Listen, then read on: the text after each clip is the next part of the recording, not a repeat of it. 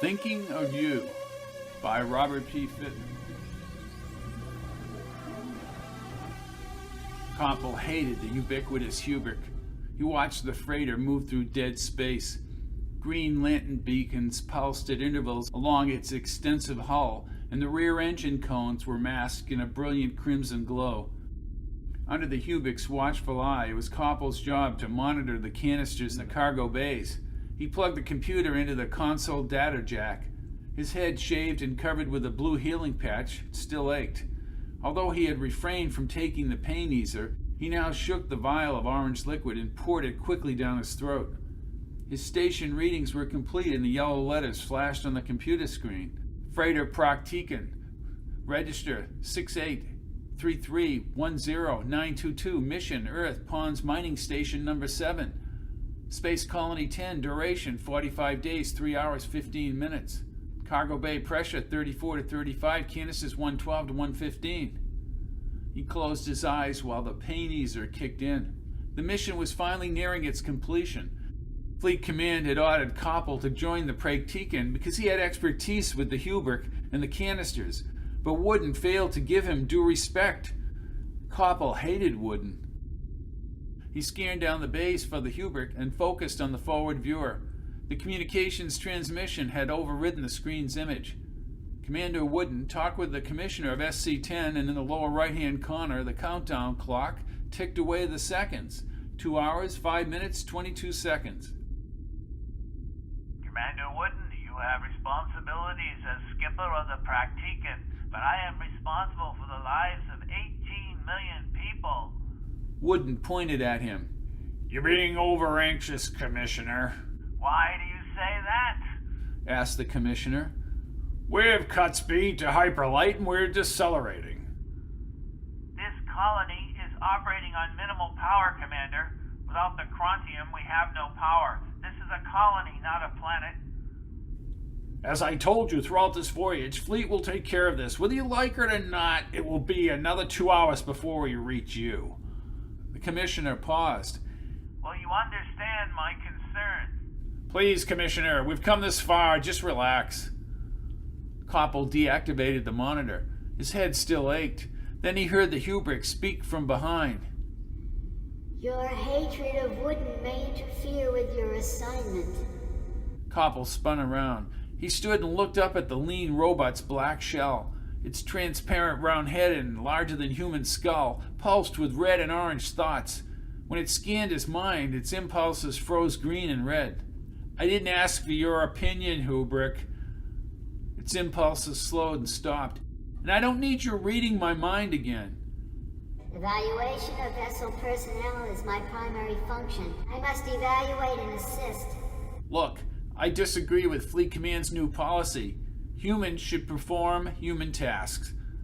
Koppel then concentrated. So, leave me alone and don't read my thoughts. The Hubric rotated on its glide base and hummed out of the console area. Koppel climbed the grid catwalk and leaned over the railing. The Hubric sped past rows of towering orange canisters. Stay away from me. Wooden hovered over the security monitor. He looked up at his navigator and engineer. Fleet Command has sent us a so-called expert Who can't take the strains of a space voyage. Look how he treats the Hubric, said the engineer. Oh, come on, Callahan, said Marcia. The man's been injured. Wooden looked at his navigator. Maybe you've grown a little too fond of our guest, Marcia. You really can't blame Koppel. Ever since the accident, Callahan took 2 steps toward her. 2 of my men died in that accident. Wooden made a sour face in the console chair. How can you say the Hubric was responsible for that scaffolding breaking? He wasn't.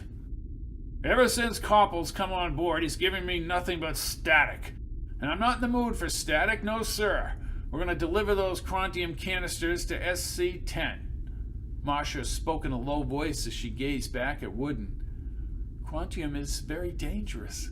Please, maybe a half-century ago when there were no refining techniques, said Callahan.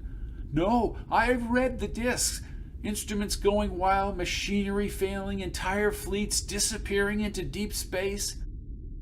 Well, I don't believe wild stories from the edge of the galaxy, Marcia, said Wooden. 2 hours and the voyage is over. I've got a mind to put a security watch on Koppel right now. Marcia headed down the staircase and turned before she went down. Then you better watch me too, Commander. 1 hour, 56 minutes, 54 seconds. The pain throbbed inside Koppel's head. He finished his rounds, collecting the raw data from all the console stations. In less than 2 hours, he would leave Wooden and the rest of the Praktiken's crew behind. He sat at the last power station console and watched the blue digits moving downward on the countdown clock. John? He spun in the chair and saw Marcia's bright blue eyes and fluffy brown hair. Oh God, I thought it was that damn Hubric again. How's your head? She studied the bandage. Okay, I'll get some attention on SC-10, but that Hubric, I feel like Wooden has him watching and thinking my every move. Has Fleet gone completely insane with these things? You still think the Hubric was responsible for that scaffold accident, don't you? Koppel nodded. He sat back in the chair and checked his readings. Marcia, the Hubric was on the catwalk. I saw him. Circuits surging in his head just before it happened. He read my mind. He saw those 2 men fall into the canisters, and then I slipped. John, we're almost at SC-10. Did Wooden send you down here? No. You must think I'm cracking. The Hubric appeared near the shiny green fuel pods across the room. Oh, can you read my mind now, Hubric? The Hubric said nothing and was scanning something else.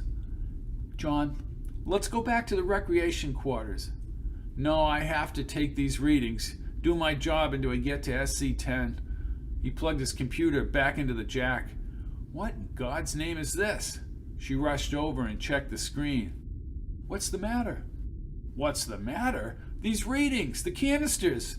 Pressure is increasing. John, those readings are normal. Normal? He laughed and looked up at her. Stability is positive now and the power levels are increasing. John, I don't see any problem. It's him, screamed Koppel. He stood and pointed at the Hubric across the room. He's controlling our minds.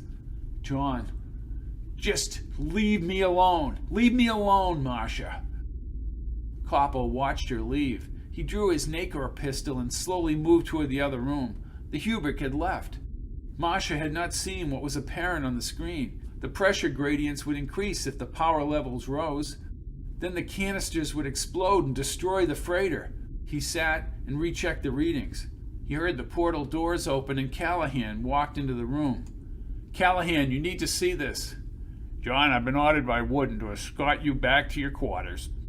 Just relax until we get to SC-10. Koppel smiled and spun in the chair. Why? Your readings contradict the Hubric's readings. Well, the Hubric is wrong. He still didn't see the Hubric. He's taking over your minds. Blaming the Hubric doesn't make sense. Look for yourself, Callahan. Freighter Praktiken, register 6833-10922. Mission, Earth Ponds, Mining Station 7, Space Colony 10. Duration, 45 days, 4 hours, 35 minutes. Cargo base, 34 to 35. Canisters, 112 to 115. Everything is up 14%. PSI is increasing. Temperature is increasing. Koppel grabbed his shoulders. Are you blind? Not only will we be killed, but the colony will lose its sustaining power. 18 million people will die. John, those readings look normal. He looked back at the screen. All readings were normal. No, I saw them, I did. The Hubric appeared by the pods again. His circuits brightened as he skimmed across the air toward the canisters. John, let's go back to your room. We'll get you some more pain easers for your head. Koppel scrutinized the readings one more time and then let Callahan walk him to the portal doorway. Before he reached his cabin, someone brought him more pain easer vials. He activated the cabin viewing screen once Callahan finally left and his cabin doors were secured. Power levels were up. Temperature was up. PSI was up. 50 degrees below critical. What the hell is going on here? He flipped the communication switch, but intercepted Wooden's transmission to SC-10. All systems aboard the Praktiken are normal. We're ready for docking in 27 minutes. Excellent. My people are already here, Wooden. Koppel turned, his head aching, and stared at the clear pain easer vial. He was the only one on board taking the pain easer. Quickly, he opened his locker drawer and took out more vials. Then he checked his Nikor pistol and headed to the steering room. As he ascended the mover platform, he wondered if somehow the pain easer was blocking the Hubric's control of his mind. Before he rose to the ground level, Wooden had turned. Koppel, what the hell are you doing up here? You have to destroy the Hubric. Wooden laughed. Oh, is that right? The Hubric is a vital part of this ship. Then give all personnel pain easers. Wooden winced and turned to his communications officer. Call security. No, that Hubric is controlling your minds. The Krontium has changed its function. Koppel, I've about had it with you. Koppel looked closer. Wooden and most of the people in the steering room were sweating, but no one seemed concerned. Temperature is rising on the ship. You should have fallen into those canisters, Koppel. Would have saved us all a lot of aggravation. Koppel ran to the main readout screen. Engine output is 45%, when it should be 6%. Where is security? Asked Wooden as he walked over to the screen. He looked closely. Engine output is 11% and dropping. Usual deceleration. No, the star angles are changing. What is that thing doing to us? Sit down, Koppel. Koppel pulled up the Nikor pistol and backed toward the stairway. He ran quickly, moving down 2 flights, and rushed across the access corridor. When he entered the cargo bays, he fanned his pistol, ready to shoot the Hubric on sight. About 20 meters away, he saw Callahan bend over a small pushcart. Koppel rushed past the canisters and into the heated air.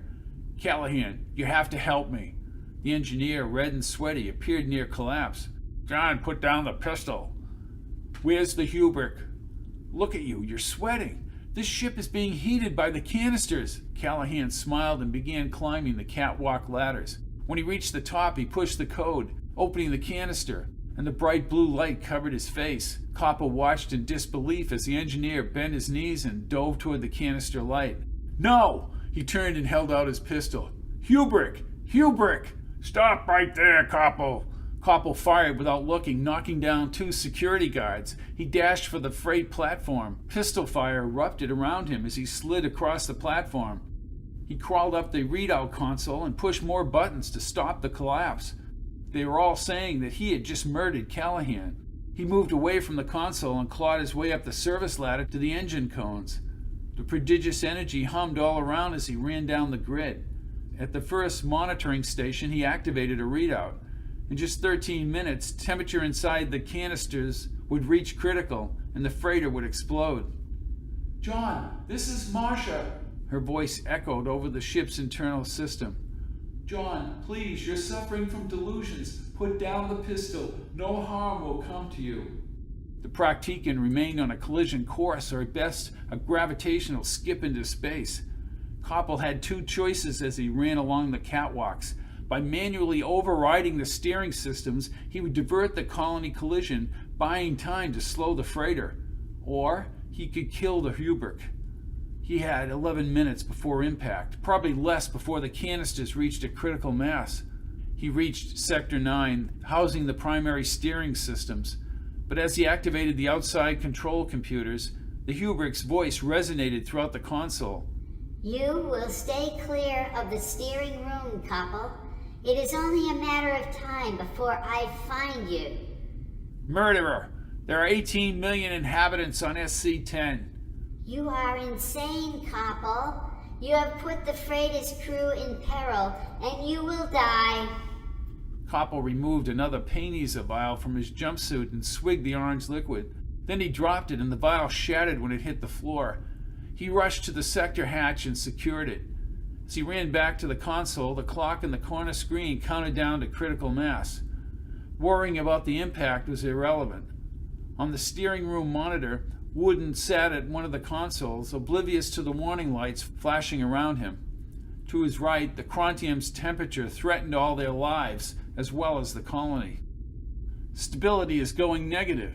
He saw the H-shaped colony, hundreds of kilometers long, set against a sweep of stars. Power systems shut down and the lights dimmed. For a few seconds, Koppel's mind went blank and he wondered if the Hubric was attempting to break through his thoughts. Frantically, he inputted new instructions into the steering computers, but he fought a mass of conflicting impulses. Yes. The freighter veered ever so slightly, but enough to miss SC-10. You are very persistent, but it will do you no good. SC-10 will never receive the canisters, Koppel. Why are you doing this, damn it?